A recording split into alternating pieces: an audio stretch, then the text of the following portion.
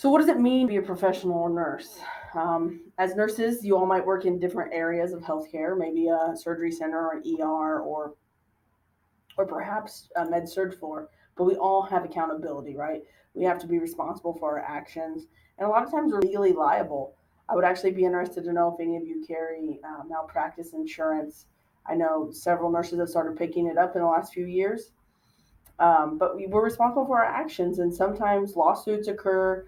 I've never personally been involved in a lawsuit, but I know nurses who have, especially I've heard of a couple in OB specifically, but my background is mostly ER. Surprisingly, I've never been in a lawsuit there, but that is possible. And so it's important that we take accountability and we document what we do and take responsibility for our actions. So in your book, it does, for accountability, the definition it gives later on through the reading is explain and provide answers for the outcomes of their care. That's a lot more positive of a definition. A lot of times when you hear the word accountability, you think something bad is happening, like who's accountable, who did it, who started it. But really, it's just, can you explain and provide answers for the outcomes of your patient's care? The book also talks about responsibility, and through that it talks about the ANA Code of Ethics. I'm sure you learned about this wherever you did your RN degree. But you need to be answerable or to give an account or defense to oneself or others for one's own actions, decisions, and actions as measures against the standard. So if you haven't read the ANA Code of Ethics or you don't remember them, you can Google them. Go read through them. The healthcare delivery industry has higher error rates than any other industry, which is really not surprising, but that's not a good statistic to be a part of. 1 in 10 hospitalized patients is harmed when receiving care, and 50% of those incidents are avoidable. The World Health Organization estimates that 2.6 million people die annually as a result of care errors. Now that's worldwide, okay? So that's not just necessarily the United States. But there was a statistic in your book about the United States. 250,000, it's estimated that 250,000 Americans die from healthcare errors annually. So I'm sure a lot of these are medication errors, things, and we have procedures in place for that, right? We have scanners to scan medications before we give them to patients, but are those in every area? Those aren't necessarily in ER. A lot of times we don't scan those in ER.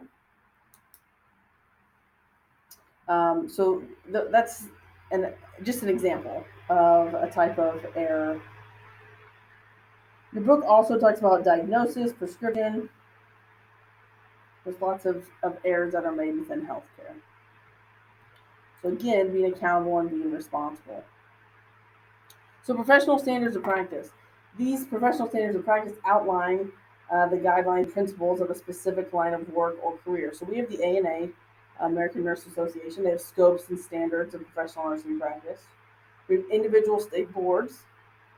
So, and I actually think I have on the next slide the Illinois Nurse Practice Act. We'll talk a little bit about that. Some of you might not be from Illinois, and that's fine. I encourage you to look up your own state practice act.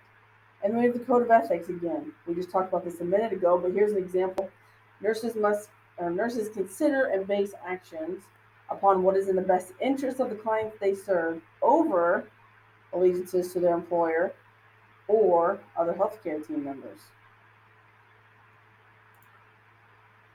So here's the link to the Illinois State Practice Act.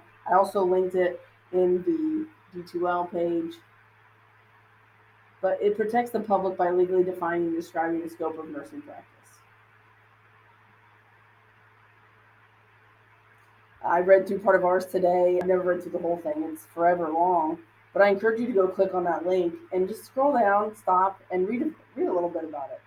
There's different sections for different parts of nursing. There's stuff about school, LPNs, every aspect of nursing. So professional accountability. Oh, I have a typo here. Adhere to safe practice guidelines. My apologies. Admit when we make a mistake. Sometimes that's hard to do. It hurts our pride. I remember a couple years ago, I had students on a floor, and I would take anywhere between 8 and 10 students on a floor, and we would take that many patients. So if I had 10 students, we had 10 patients we were passing medications on, and I had to be with each student to pass medications. And this was towards the end of their graduation.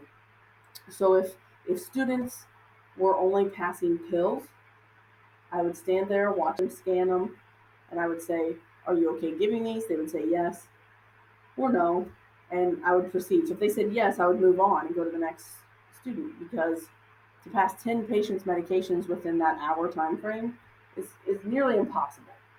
And I had a student who's about ready to graduate who I said, "Are you good to give these?" And she said yes. And I said, "Don't forget to cut your blood pressure pill in half." And shame on me for walking out, because I did, before she cut it and threw it away.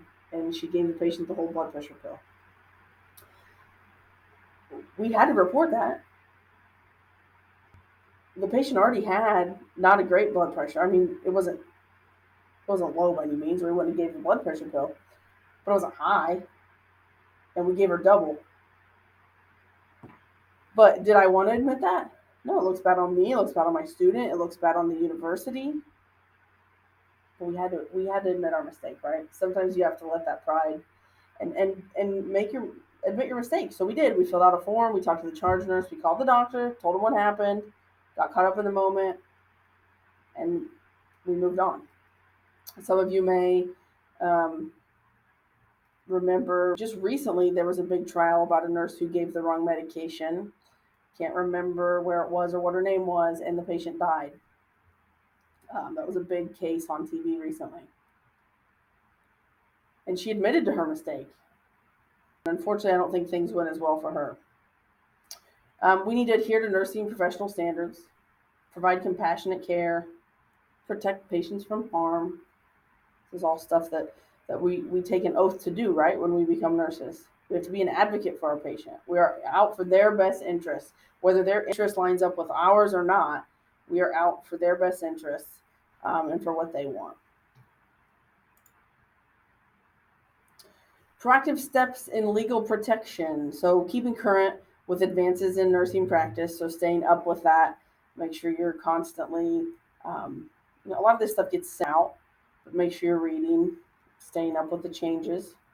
Keeping current with changes in the local nurse practice act. Becoming involved in institutional policies and procedures. There's a lot of times they change policies and procedures within the hospital, and a nurse educator will come around and teach you about this. This is our new tubing, this is how you use it, or these are our new sharps boxes, make sure you do this. So make sure you participate in those educational opportunities.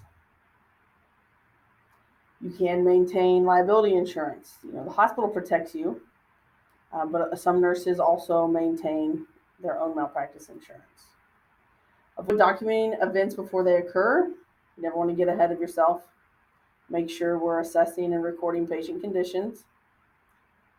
Only objective data. We don't put our feelings in there. And avoid pasting copied information. I'm not going to name the hospital I worked at when I was first out of nursing school, but people used to do this all the time. They would just copy and paste the assessment from the nurse in front of them. You cannot do that. You cannot do that. And I specifically look at my students when I take them to clinical and ensure that they don't do that, because that means they're not doing their assessment. Something I look out for. So what's accountability look like in the future? This is towards the end of the chapter. Shared governance. This is something we're going to talk a little bit more about in the class, but a lot of times there's committees within your hospital that develop unit-based and institution-wide procedures for clinical practice and quality improvement.